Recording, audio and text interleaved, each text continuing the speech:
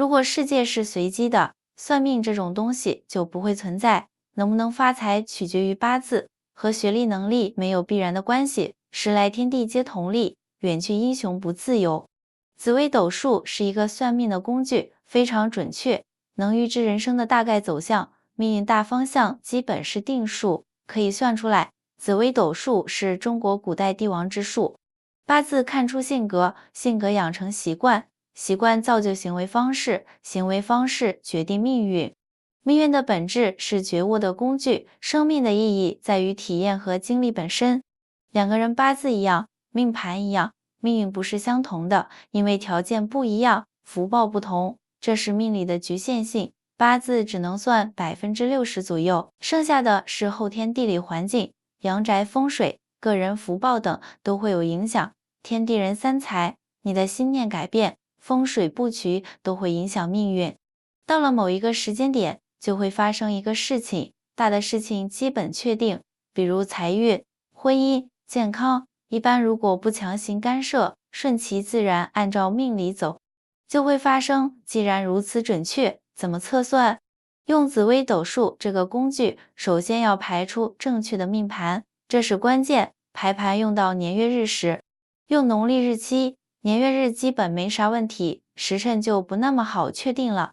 在以前可能听说鸡叫的时候出生的，两个时辰交接的时候也不容易区分。本节课主要讲怎么得到正确的命盘，下节课讲怎么用紫微斗数算命。一般人都能区分是夜里、上午、下午还是晚上。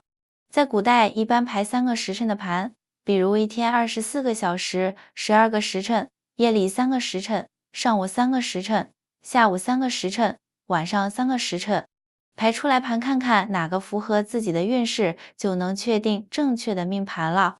现代出生时间都精确到分秒了，是不是就可以确定时辰呢？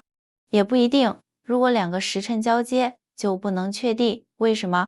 因为时辰的确定不是用钟表时间，要用真太阳时。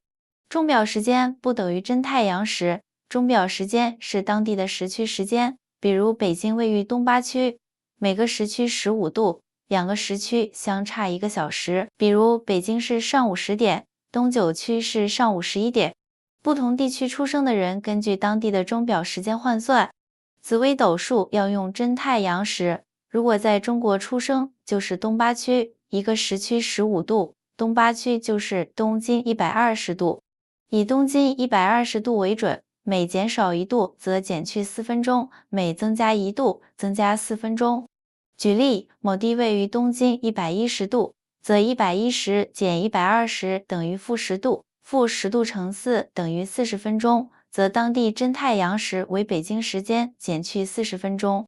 若某地位于东经122度，则122减120等于2度，2乘4等于8分钟，则当地真太阳时为北京时间加上8分钟。当然，还有确定时辰的口诀供参考。